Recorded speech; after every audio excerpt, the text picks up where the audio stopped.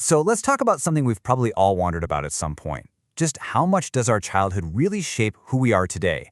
We're going to dive into this really fascinating study out of Wales that looks at exactly that, the connection between our past and our present. But, and this is the cool part, it's not just about the problem, it's about what can actually protect us. And that brings us to the big question, right? What really protects us when we've had a difficult childhood? It's a huge question. And what this study suggests is that the answer might have more to do with the tools we build for ourselves than the scars we carry. You know, it's a common idea that tough experiences in our youth can cast a pretty long shadow over our adult lives. But this study wanted to go beyond that feeling and actually measure it. Just how long and how dark can that shadow really be? And they did it with hard data. The whole point wasn't to talk about vague concepts, but to find a real, quantifiable link between childhood adversity and the mental health challenges people face as adults. To do this, they focused on something called ACEs. It stands for Adverse Childhood Experiences. And really, it's just a way of categorizing potentially traumatic stuff that can happen before you turn 18. Things like abuse, neglect, or maybe growing up in a home with serious issues like domestic violence. It just gives us a framework to measure the impact of that past. Okay, so here's where it gets really crucial. The researchers found a clear tipping point.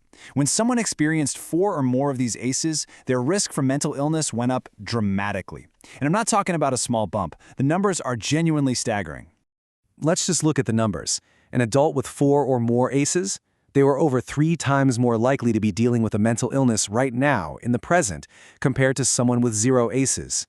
That's a direct, measurable impact happening today. And the risk just keeps climbing over a lifetime. That same person was 6 times more likely to say they've had a mental illness at some point in their life. You can really see how those early experiences have these long-term consequences. And this is the most serious finding of all. For folks with 4 or more ACEs, the risk of having ever felt suicidal or having self-harmed was an unbelievable 9 times higher.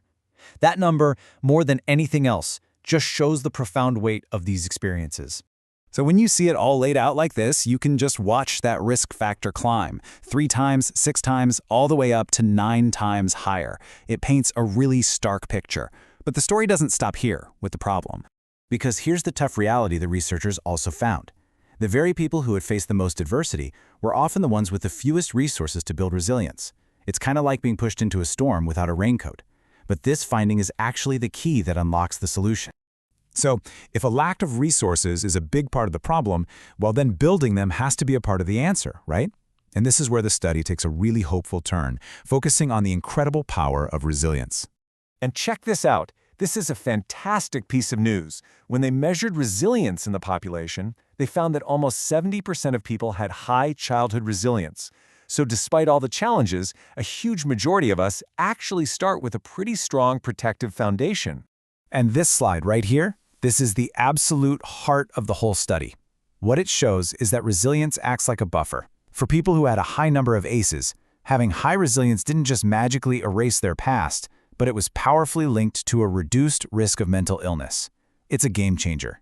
But, and this is a really important but, we need to be super clear about what this means. The study is very careful to add a critical piece of nuance here. Resilience is amazing, but it's not a magic wand. The researchers themselves put it perfectly in this quote. They say resilience isn't a panacea, it's not a cure-all. The #1 goal has to be preventing these bad experiences from happening in the first place. Think of it this way, resilience is an amazing shield, but the real win is not having to go into battle at all. So, knowing all of this, what do we actually do with it? How can we apply it? This is where we go from the data to action. It's all about looking at our own personal toolkit of resources. To make this a little more real, one of the authors behind the source material shared their own score. They got a 7, which is classified as moderate. And they reflect on how, yeah, family conflict was tough, but doing okay in school was a resource that helped them get by. It's just a perfect human example of how all these different things add up. And this brings us to a really practical takeaway. It's this 3-step process we can all use. First, you take an honest look at the resources you had growing up.